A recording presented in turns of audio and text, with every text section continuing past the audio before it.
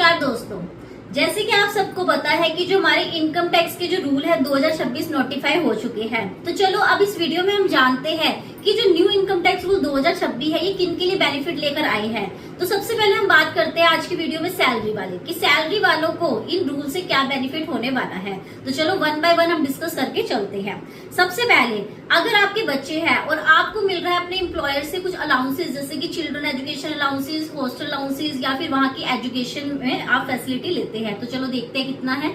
अगर जो children education allowances है जो पहले सिर्फ 100 रुपए पर मंथ पर चाइल्ड ही एग्जाम होते थे अप टू 2 चिल्ड्रन, उसको बढ़ा के 3000 रुपए पर मंथ पर चाइल्ड एग्जाम कर दिया गया है, जो कि एक बहुत बड़ी खुशखबरी की बात है। दूसरी अगर हम बात करें हॉस्टल की बात करें, अगर हॉस्टल जो अलाउंसेस है जो कि पहले 300 रुपए पर मंथ पर चाइल्ड एग्जाम होता था अप टू 2 चाइल्ड, उसको बढ़ा के 9000 रुपए पर मंथ पर चाइल्ड एग्जाम कर दिया गया है।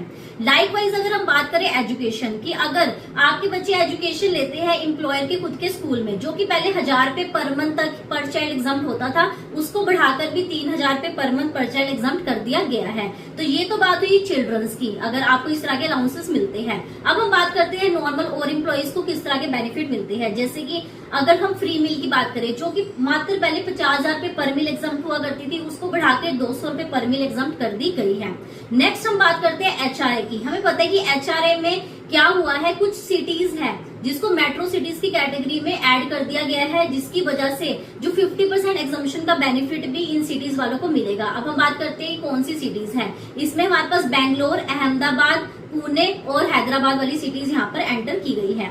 नेक्स्ट हम बात करते हैं यहाँ पर कि अगर कोई इसी तरह से इम्प्लॉय है जो कि हैंडीकैप्ड है, तो जो उसको ट्रांसपोर्ट अलाउंसेस मिलते थे जो कि पहले मात्र 3200 पर मंथ ही एग्जाम किया जाता था, अब उसको डिवाइड कर दिया गया है एज पर कि जो इम्प्लॉय है वो कहाँ पर रहता है, मेट्रो सिटीज में है या अदर देन मेट्रो सिटीज में है।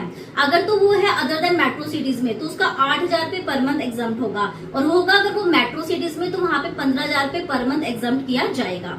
नेक्स्ट अगर हम बात करें यहाँ पर कि कुछ परक्यूजिट्स की, परक्यूजिट यहाँ पर कौन से हम बात कर रहे हैं कि जैसे अगर हम एकोमोडेशन की बात करें, एकोमोडेशन मतलब आपको रहने के लिए घर दिया एम्प्लॉय ने, तो वहां पर कितना आपको बेनिफिट मिला है।